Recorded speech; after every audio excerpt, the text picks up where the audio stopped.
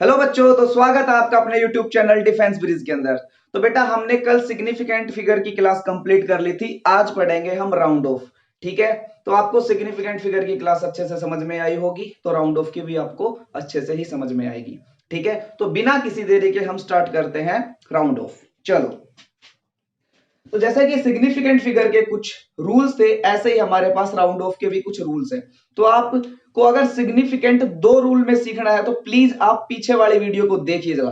ठीक है, तो उसके मैंने दो गोल्डन रूल बता रखे हैं, वो आपको अच्छे से समझ में आएंगे। दो गोल्डन रूल से आपको पूरा का पूरा सिग्निफिकेंट फिगर क्लियर हो जाएगा। चलो, तो राउंड ऑफ स्टार्ट करते हैं। तो बेटा सबसे पहला रूल क्या है? If the digit to be dropped is less than 5 then preceding digit is unchanged. कहने का मतलब ये हुआ, आपको समझाता हूं मैं, कि अगर ये लेस देन 5 है तो इसके जो आगे वाला डिजिट है ना बेटा, वो अनचेंज रहेगा, मतलब चेंज नहीं होगा, वही रहेगा। ठीक है, तो जैसे कि ये छोटा है 5 से, तो 5 से छोटा होगा तो 7.8, मतलब ये एक नहीं चेंज होगा। ठीक है, ऐसे ही एक और एग्जांपल लेते हैं, ये वाला ले लें। ठीक है, तो ये 4 है, 4 क्या है, 5 से छोटा है, तो ये भी क्या रहेगा, सेम रहेगा। तो नेक्स्ट रूल है वो इसका जस्ट अपोजिट रूल है। यदि वही डिजिट 5 से बड़ा है तो आगे वाला डिजिट एक नंबर बढ़ जाएगा, एक नंबर रेज हो जाएगा, बढ़ जाएगा। जैसे कि एग्जांपल लेते हैं कि x 6.87, बेटा ये क्या है, 5 से बड़ा है, तो जो आगे वाला डिजिट होगा वो राउंड ऑफ होके क्या हो जाएगा, 6.9 हो जाएगा। जैसे अगला एक और एग्जांपल लेते हैं, ये x इज इक्वल टू क्या दे रखा है, 12.78। ये जो 8 है ये 5 से बेटा क्या है, बड़ा है, तो ये क्या हो जाएगा, 12.8 हो जाएगा। आया समझ में? Round of very very easy concept है, इसमें कोई रॉकेट साइंस लगाना ही नहीं है आपको। ठीक है, अगला क्वेश्चन पढ़ते हैं बेटा। If the digit to be dropped is 5 followed by digit other than 0 then the preceding digit is raised by 1। तो देखो बेटा, इस क्वेश्चन को हम एग्जांपल से समझ के देखते हैं। देखो बेटा क्या है ये, 16.351। अब क्या हुआ कि अगर 5 के बाद 0 ना हो और इवन नंबर ना हो, ठीक है, तो मैंने जो आगे वाला रूल है वो मैंने इसी के अंदर ही क्या कर दिया बेटा, इंक्लूड कर दिया।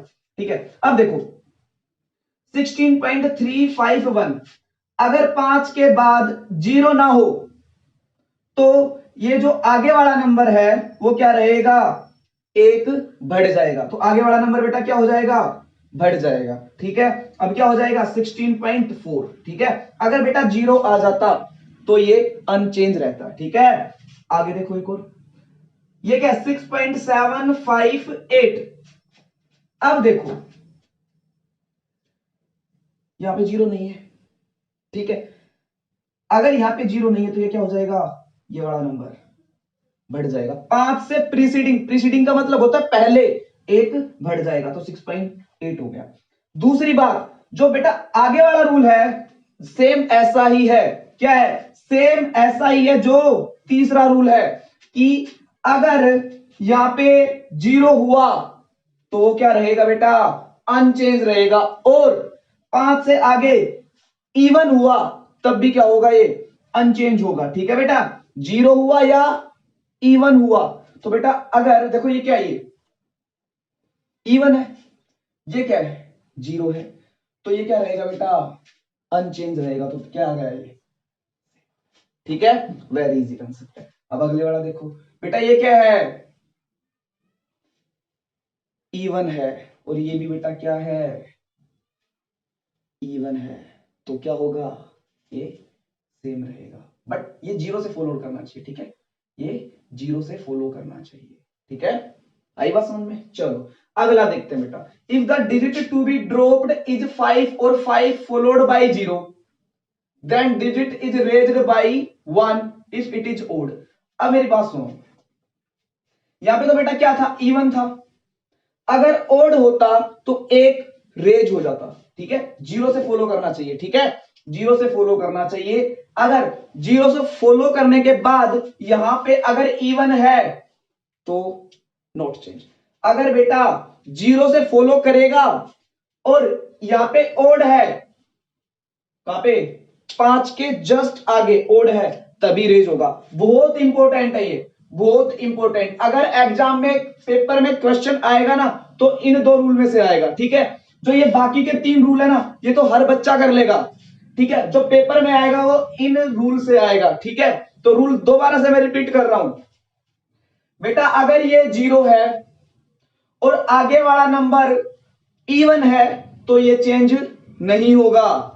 अगला रूल इसका अपोजिट है बेटा, अगर ये 0 को फॉलो करता है 5 और आगे वाला नंबर ओड है तो बेटा ये नंबर एक बढ़ जाएगा। बहुत इंपॉर्टेंट रूल है बेटा। तो इसका राउंड ऑफ क्या आएगा, एक बढ़ के आएगा। देखो 1 था ये 2 हो गया, ये 7 था ये 8 हो गया। Very very important question. अगर क्वेश्चन में राउंड ऑफ पे क्वेश्चन आ रहा है तो इजी टॉपिक है बट इंपॉर्टेंट टॉपिक है, प्लीज आप इनको ध्यान से देखा करो, ठीक है। तो ये हमारा राउंड ऑफ कंप्लीट हो गया।